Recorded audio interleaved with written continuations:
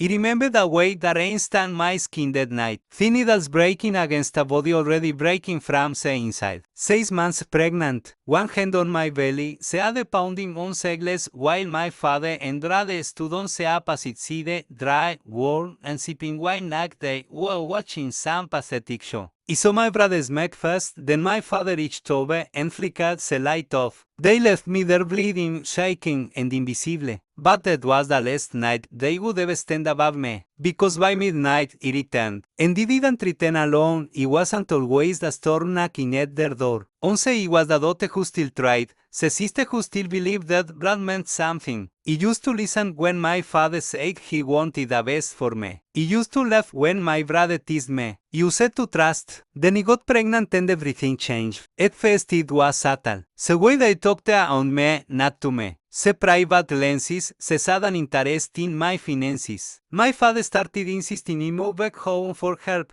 but never said what kind. My brother began offering to look after my accounts. Then came the intercepted mail, the missing documents, so my medical bill somehow ended up in their hands before me. He knew something was wrong, but he didn't confront. Not yet. The truth arrived in the form of a voicemail my father forgot to delete. His voice, cold, clipped, discussing how the girl finally has something worth taking. The girl, not his daughter, a liability with assets. And my brother-elect said it was too emotional to notice anything. Said once the baby came, I'd be easy to manage. They planned to take everything. My home, my accounts, my child. So he stopped crying, stopped pleading, stopped being theirs. He became quiet, observant, precise, and he started planning the documented everything. Recordings, financial trails, medical records, and they whispered they didn't think he had. He moved my assets into a trust they couldn't touch. He contacted the one person they feared most, my mother's brother, the man my father refused to acknowledge because he couldn't control him.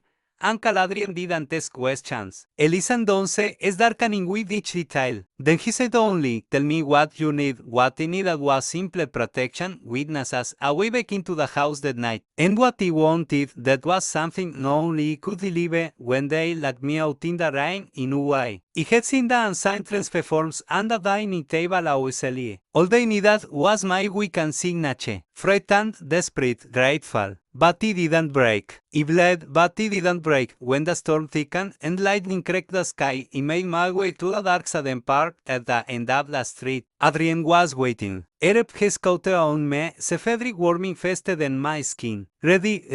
Yes, he said, and he was. We returned at midnight. Rains off onto a drizzle. The world was clean except for the house that had never sheltered me. My father's silhouette moved behind the curtains. My brothers left the carry through the walls. Adrian stood behind me when he knocked. One firm strike that echoed, the door opened. My father paled instantly. My brother screamed, dropping his wine glass, shards scattering at his feet, because the man beside me was the one person they never expected to see on my side. The man they owed money to. The man they stole from. The man who had been waiting years for a reason to walk through their door with witnesses, documents, and legal grounds. My uncle, not a gentle relative they imagined. The executive of everything that right to bear. The confrontation was quick, efficient, devastating. He didn't shout. He didn't tremble. He laid out every piece of evidence on their polished table. Each photograph, each forged signature, each recorded thread. Adrian's lawyers delivered the rest. My father crumbled fast, his voice stumbling, fragile. My brother tried to run. Adrian backed him with one step. When the officer arrived, he watched the cuffs click into place. My heart beats low, steady, alive. For the first time, he felt safe as they were walked out, one after the other. He rested my hand on my stomach.